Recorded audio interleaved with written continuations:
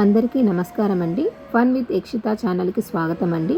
ఈరోజు మనం ఒక అద్భుతమైన ఆధ్యాత్మిక దృశ్యాన్ని చూడబోతున్నామండి. చూడండి, గుడి మొత్తము పచ్చని ఆకులతోని కూరగాయలతోని నిండిపోయి ఉందండి. ఆషాఢ మాసం అంటేనే అమ్మవారికి ఎంతో ప్రీతికరమైన నెల కదండి. ఈ సందర్భంగా శ్రీ కన్యకా పరమేశ్వరి ఆలయంలో శ్రీ కన్యకా పరమేశ్వరి అమ్మవారిని ఎంతో వేడుకగా శాకాంబరి దేవిగా అలంకరించారండి. కేవలం అమ్మవారినే కాదండి, ఆలయం మొత్తం చుట్టూ చూడండి ఒక పచ్చటి అడవిలాగా ప్రకృతి ఒడిలా కనిపిస్తుంది. ఎంత బాగా చేశారో. అలాగే ప్రతి దేవుళ్ళకి మాలలు వేశారండి కూరగాయలతో. గుడి అంతా రకరకాల ఆకుకూరలు, అరటి చెట్లు మరియు కరివేపాకు రెమ్మలతో ఎంత అద్భుతంగా అలంకరించారో. అమ్మవారిని శాకాంబరి దేవిగా అలంకరించారండి. రకరకాల పండ్లతోని రకరకాల కూరగాయలతోని ఇలా అలంకరించారండి. ఆషాఢ మాసంలో శ్రీ శాకాంబరి అలంకారం వెనుక ఒక ప్రత్యేకమైన కారణం ఉందండి. ఇది వర్షాకాలం ప్రారంభం సమయము, పంటలు నాటే కాలం అండి.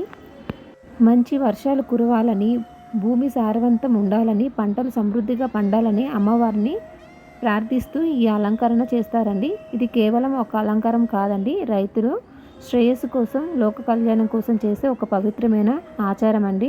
ఇంతకీ ఈ శాకాంబరి దేవి ఎవరో తెలుసా? ఈమె పార్వతీమాత అవతారంలో ఒకటండి. పురాణాల ప్రకారము ఒకప్పుడు భూలోకంలో 100 ఏళ్ల పాటు తీవ్రమైన కరువు వచ్చిందంట. వర్షాలు కురవక నదులు, చెరువులు ఎండిపోయి తీవ్రమైన కరువు ఏర్పడింది. ఆహారం లేక మనుషులు, జీవులన్నీ ఆకలితో అలమటించారు. అప్పుడు మునులందరూ కలిసి అమ్మవారిని ప్రార్థించారు. వారి మొర ఆలకించిన అమ్మవారు అనంతమైన కళ్ళతో ప్రత్యక్షమయ్యి లోకంలో ఉన్న కరువును చూసి అమ్మవారి కళ్ళ నుండి కన్నీరు ధారలుగా ప్రవహించింది. ఆ కన్నీరే నదులుగా మారి భూమిని తడిపింది. అయినా ప్రజలకు ఆకలి తీరలేదు. అప్పుడు అమ్మవారు తమ శరీరం నుండి రకరకాల ఆకుకూరలు, కూరగాయలు మరియు పండ్లను సృష్టించి అందరికీ ఆహారాన్ని అందించింది. ఈ విధంగా లోకాన్ని ఆకలిని నుండి రక్షించిన అమ్మవారికి శాకాంబరి దేవి అని పేరు వచ్చింది. అందుకే అండి మనం కృతజ్ఞతగా అమ్మవారిని ఈ కాలంలో ఇలా శాకాంబరి దేవిగా పూజిస్తామండి.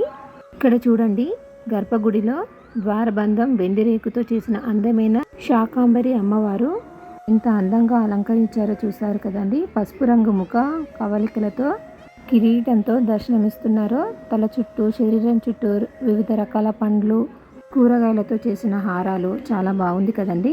మీకు కూడా ఈ పచ్చటి ప్రకృతిలో కొలువైన శాకాంబరి దేవి అలంకరణ నచ్చితే కామెంట్లో ఓం శాకాంబరి దేవియే నమః అని టైప్ చేయండి. ఇలాంటి మరిన్ని దేవతా ఆలయాల విశేషాలు, అలంకరణలు చూడాలంటే మా ఛానల్ని సబ్స్క్రైబ్ చేసి బెల్ ఐకాన్ని నొక్కండి. ఈ వీడియో మీకు నచ్చినట్టయితే లైక్ చేసి మీ స్నేహితులతో షేర్ చేయండి. మీ అభిప్రాయాన్ని కామెంట్లో తెలియజేయండి. జై శాకాంబరి దేవి. ధన్యవాదాలు.